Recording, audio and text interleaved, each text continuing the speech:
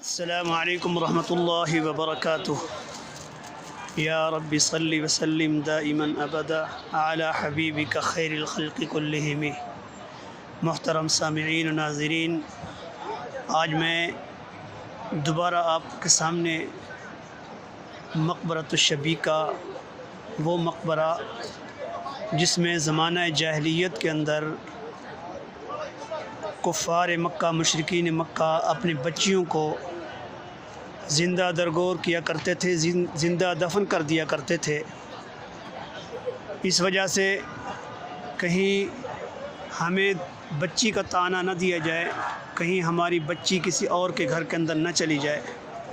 یہ دوسری دفعہ میں آپ کے سامنے ویڈیو بنا رہا ہوں۔ اس کی ایک اہم وجہ وہ یہ ہے کہ اس مقبرہ کے اندر ایک اور تاریخی شخصیت بھی مدفون ہیں، جن کو سیدہ سمیہ رضی اللہ تعالی عنہا کہا جاتا ہے۔ وہ اسلام کی سب سے پہلی شہیدہ ہیں۔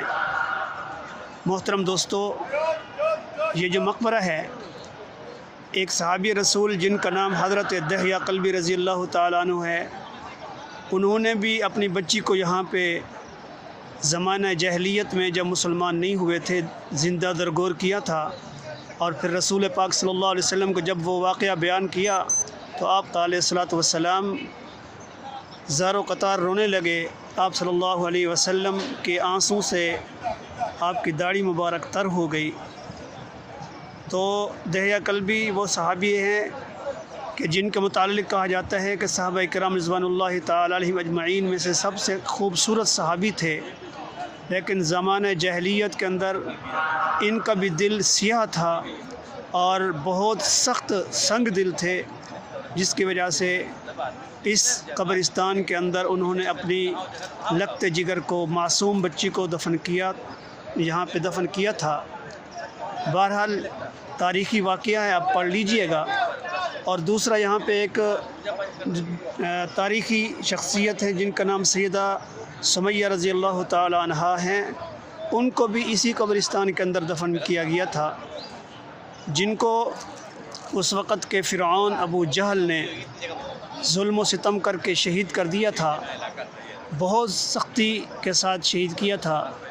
محترم دوستو، سیدہ سمیہ رضی اللہ تعالی عنہا وہ شخصیت ہیں جو اسلام میں سب سے پہلے شہید کی گئی ہیں۔ ابو جہل نے ان کو زبردستی اپنا غلام بنا لیا تھا۔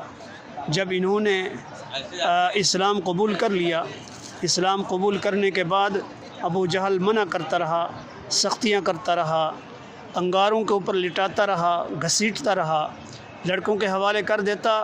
وہ ان کے گلے کے اندر رسی ڈال کے گلیوں کے اندر گھماتے تھے آوارہ لڑکے۔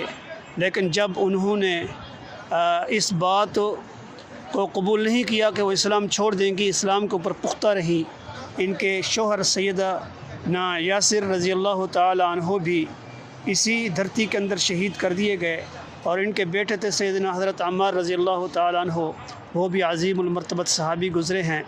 بہرحال جب شہید کر دیا گیا تو پھر یہاں کا جو معروف قبرستان تھا جن کو جنت المعلیٰ کہا جاتا ہے، اس قبرستان کے اندر جب ان کو دفن کرنے کے لیے لوگ لے جا رہے تھے تو ابو جہل نے کہا کہ اس عورت کو میں اس قبرستان کے اندر دفن بھی نہیں ہونے دوں گا۔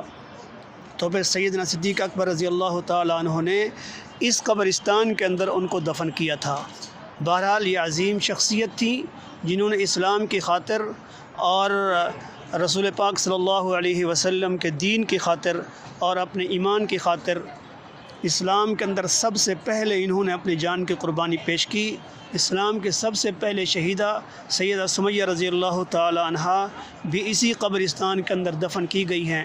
میرے محترم دوستو، یہ ہمارے لیے سبق ہے کہ جو لوگ اسلام کے لیے اپنے سب کچھ قربان کرنے کا جب تہیہ کر لیتے ہیں تو اس وقت اللہ ان کو استقامت بھی دیتے ہیں، اللہ تعالیٰ ان سے دین کا کام بھی لیتے ہیں۔ اور یہ معصوم عورت جس نے اسلام کے لیے سب سے پہلے قربانی دی، جب ابو جہل نے آخری مرتبہ کہا یا تو اسلام کو چھوڑ دے ورنہ میں تجھے یہ جو برچی ہے اس سے میں قتل کر ڈالوں گا، سیدہ سمیہ رضی اللہ تعالی عنہا نے کہا کہ تو مجھے جو کچھ کرنا چاہتا ہے کر دے، لیکن میں اسلام کو قبول نہیں کروں گی، لیکن یاد رکھ ایک دور آئے گا کہ محمد صلی اللہ علیہ وسلم اس مکہ کی دھرتی کے اوپر آ کے قبضہ کریں گے اور تو قتل ہو جائے گا، جہنم واصل ہو جائے گا، اور یہاں پہ اسلام کا دورہ ہوگا اور اسلام کی حکومت ہوگی۔